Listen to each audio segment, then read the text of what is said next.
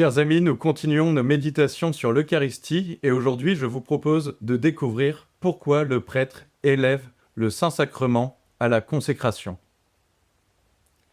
Il convient qu'il y ait des hérésies. Ces dernières permettent d'expliciter la doctrine de l'Église catholique. Les premières mises en cause de la présence réelle du Christ au Saint-Sacrement eurent lieu au XIe siècle. Béranger de Tours, archidiacre d'Angers, avait réduit la présence réelle à une simple présence symbolique du Christ.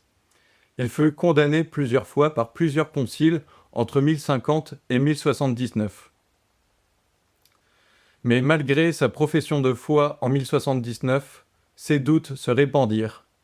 Et en réponse à ces hérésies contre la présence réelle, les fidèles demandèrent de voir le corps du Christ.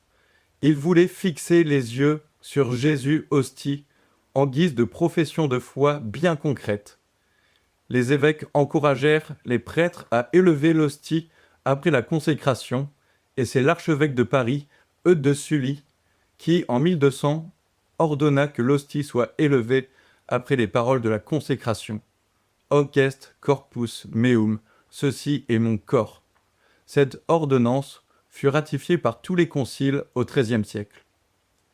Si le prêtre élève le corps du Christ, c'est pour que les fidèles le voient et demandent les grâces utiles à leur salut.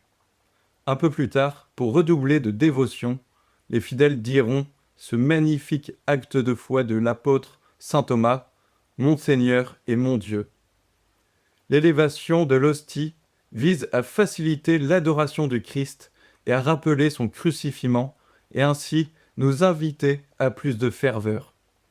Pour la petite anecdote, il est arrivé que des fidèles crient au prêtre « Plus haut, on ne voit pas !» ou que certains couraient de messe en messe pour arriver au moment de l'élévation. Ces exagérations amenèrent l'Église à réclamer plus d'intériorité. On invita donc les fidèles à s'incliner respectueusement.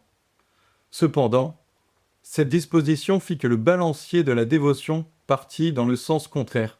On n'osa bientôt plus regarder Jésus hostie. C'est pourquoi le pape Saint Pie X rappela l'importance de regarder, d'avoir son regard fixé sur Jésus au moment de la consécration.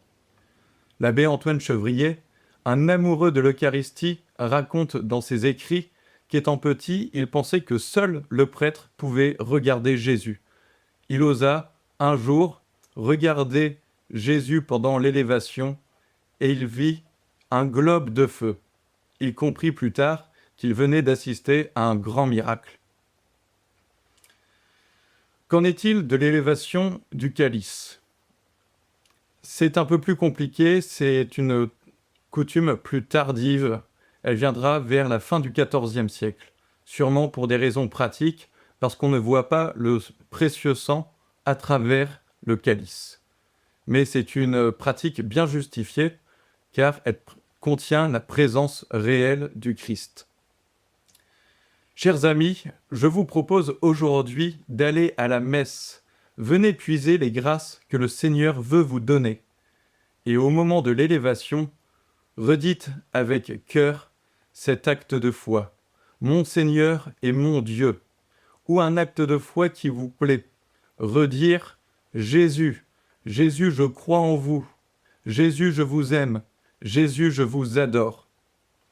Au moment de l'élévation du précieux sang, redites « Très précieux sang versé pour nous, qui avez coulé du côté du Christ, j'ai confiance en vous. » Demandez les grâces pour être fortifiés. Demandez d'avoir l'âme purifiée. Venez à la messe. Venez demander toutes les grâces dont vous avez besoin. Le prêtre tient Jésus pour vous. Désirez ne plus le lâcher. Ayez des regards amoureux sur Jésus. Si vous ne pouvez pas aller à la messe, trouvez une adoration du très saint sacrement. Elle n'est que la continuité de la messe. Le Seigneur vous y attend. Il est présent dans l'ostensoir. Il est fait pour montrer Jésus. Venez puiser les grâces dont vous avez besoin. Soyez assurés de mes prières. Belle avancée vers Pâques.